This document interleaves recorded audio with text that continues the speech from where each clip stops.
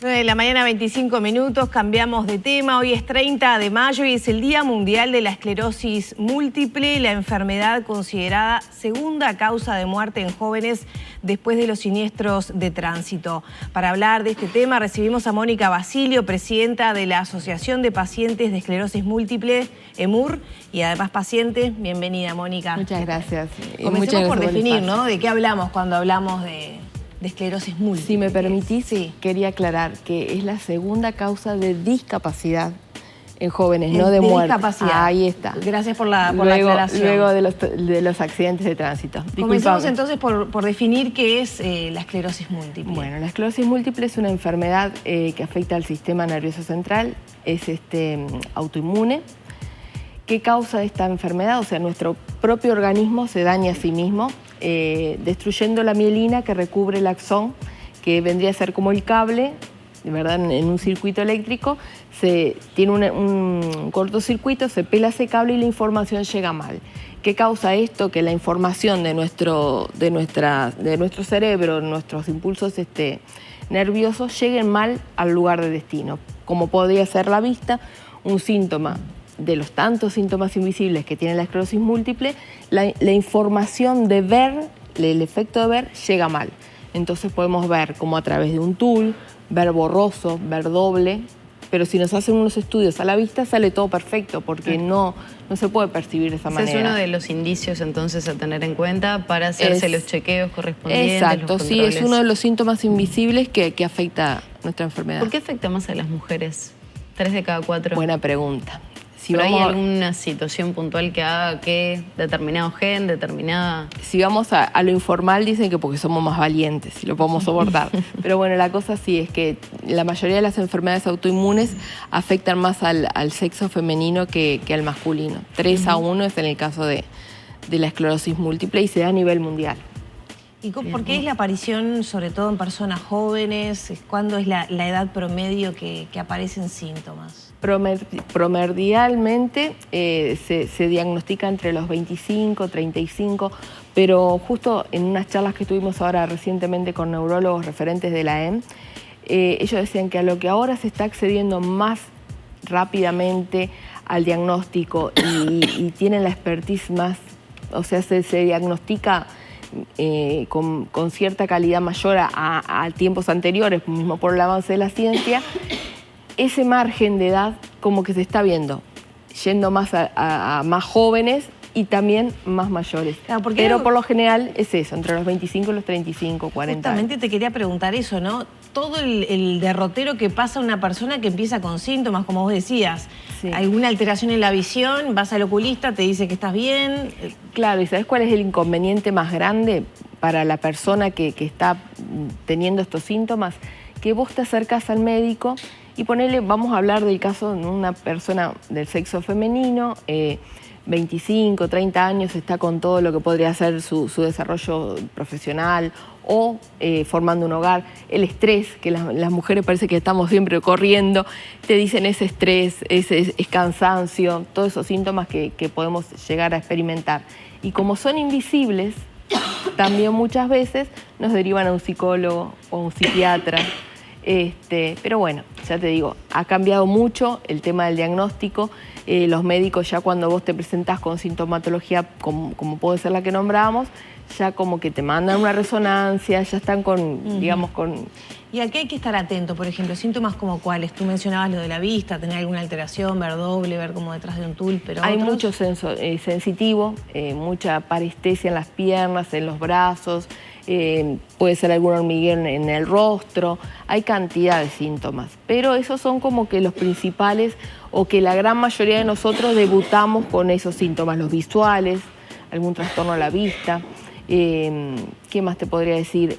Mucha fatiga. La fatiga es otro síntoma invisible que la gran mayoría de nosotros hemos vivido.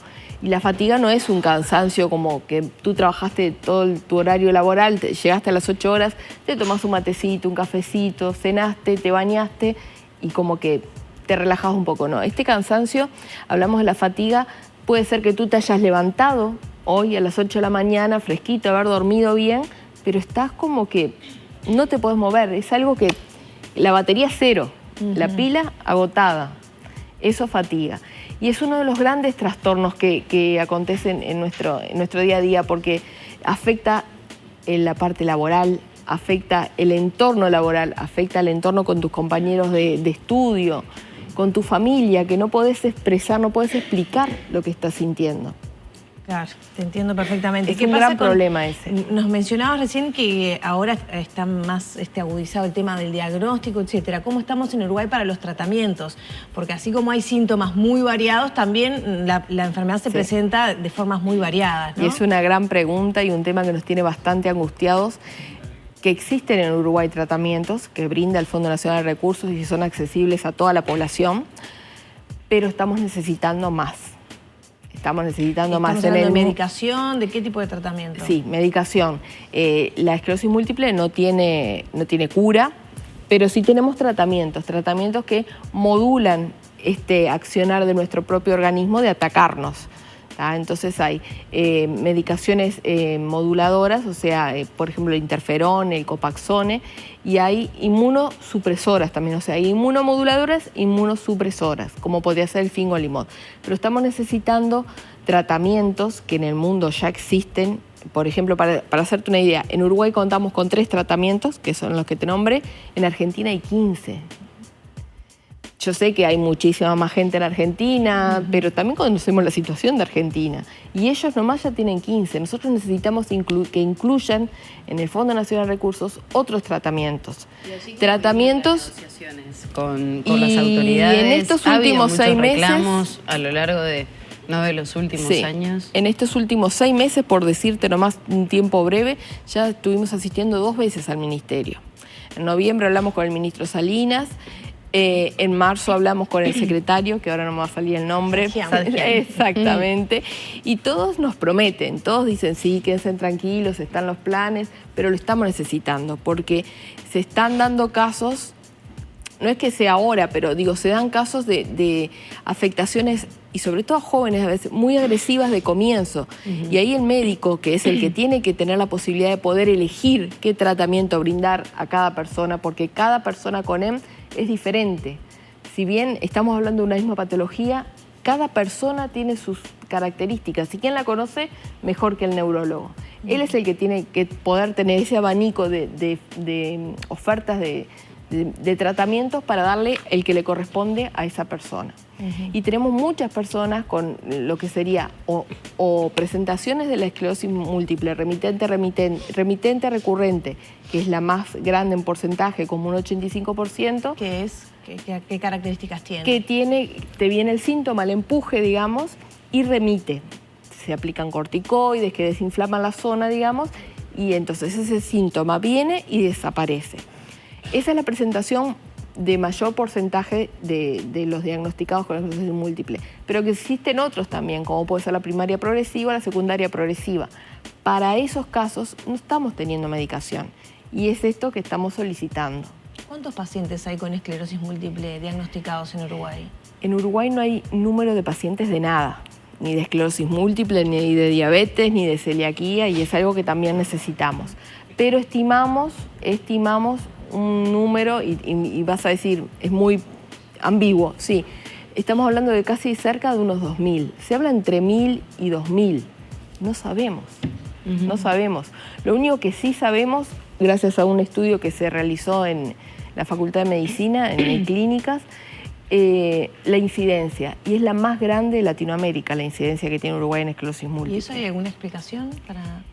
Una de las explicaciones que nos dicen los médicos especialistas es que tenemos descendencias europeas. La gran mayoría de nosotros somos descendientes europeos y la incidencia en Europa es muy grande también. Sería hereditario, entonces. Y se podría decir, no hereditario en el sentido de padre, madre, pero sí como que todas ese bagaje que traemos orgánicamente de la población europea podría ser reflejado en esto. Mónica, También hablan del clima, perdona, que cuanto más alejados de la exposición solar estamos, o sea, del centro de, ¿cómo se dice?, del Ecuador, sí, más incidencia también hay. ¿El promedio de vida de las personas con esclerosis múltiple de cuánto es? La expectativa de vida, por decir, de una persona con esclerosis múltiple es la misma de una persona sin esclerosis múltiple. ¿Qué pasa? Que los deterioros. Exactamente, es una enfermedad potencialmente discapacitante, aunque a nosotros en la asociación nos gusta decir que es una enfermedad potencialmente recapacitante, porque nos adaptamos, nos reconstruimos, entonces nos gusta decir eso, pero sí, es potencialmente discapacitante. ¿Qué pasa con las personas que fueron diagnosticadas hace 20 años atrás, 25 años atrás? Los tratamientos eran otros, el acceso a la medicación era otro, y esa discapacidad puede haber avanzado más. Aparte de que hablamos de que hay casos que son muy agresivos de entrada. Entonces ahí entra otra patita que estamos flojitos, que es la rehabilitación. También necesitamos... Tratamiento y rehabilitación, porque muchas veces esos empujes dejan secuelas que requieren rehabilitar. Exacto, que si las atendemos en el momento, es más posible de que la persona vuelva a recuperar al 100% esa discapacidad, Mónica, que le ocasionó el empuje. ¿Qué pasa con las pensiones por discapacidad para este tipo de enfermedades? ¿Se tienen en nuestro país? ¿No se tienen? Mira, yo te explico. Acá la parte difícil es el tema del baremo, que es, digamos, con la que la persona que tiene que hacer esto mide la discapacidad en la persona con EM. Si yo tengo la mala suerte de tener un accidente y quedo mal de una pierna, o pierdo una pierna, yo voy a esa persona que me tiene que valorar, digamos, y está viendo que me falta una pierna. Entonces me va a hacer todo ese acceso a todo eso que tú decís en cuanto a beneficios o a poder tener un auto adaptado. Pero el tema es cuando una persona, como tú me ves a mí, que tengo esclerosis múltiple, que tengo las piernas dormidas, no perdí fuerza, pero tengo las piernas dormidas, y hay días, ¿sí?, que yo esa sensación la tengo más intensificada y hay días que no. ¿Cómo yo te muestro a ti esa discapacidad? Sí, es algo complicado. Y muy complicado. De despedirte también te queríamos preguntar por la parte emocional, ¿no? Hablamos de esclerosis múltiple y probablemente muchos de nosotros venga como un concepto duro, ¿no? De una vida dura, de una vida de discapacidad. ¿Cómo es recibir un diagnóstico con todas las dificultades que vos mencionabas para llegar a él, para tener los tratamientos posteriores, para ser valorada por el resto de la sociedad de ese modo? O entendida, comprendida. Exactamente. Bueno, ¿cómo se vive eso? Y te lo pregunto en primera persona porque vos sos paciente, ¿no? Y ahí también va enganchado qué tipo de apoyo desde ese costado hay para toda la emocionalidad de esa persona, que es tan importante para salir adelante también. No, sin duda, es un balde de agua fría. Aparte, recordando que ese diagnóstico llega en una edad temprana, por lo general, ¿verdad? Que tú tenés un proyecto de vida, tenés planes y parece como que desaparece eso. Acá es muy importante, bueno, desde el principio, el médico que te está atendiendo y que te está dando esa noticia y que te está acompañando todo este proceso. Nosotros siempre los invitamos, que por lo general, obvio, son los neurólogos, que le hablen de nuestra asociación, EMUR, porque en el poco tiempo que ellos tienen para atender a cada uno de nosotros, los profesionales médicos, no les puede dar como para explicar todo y bueno, entonces les rogamos, les pedimos que les cuenten que existe EMUR.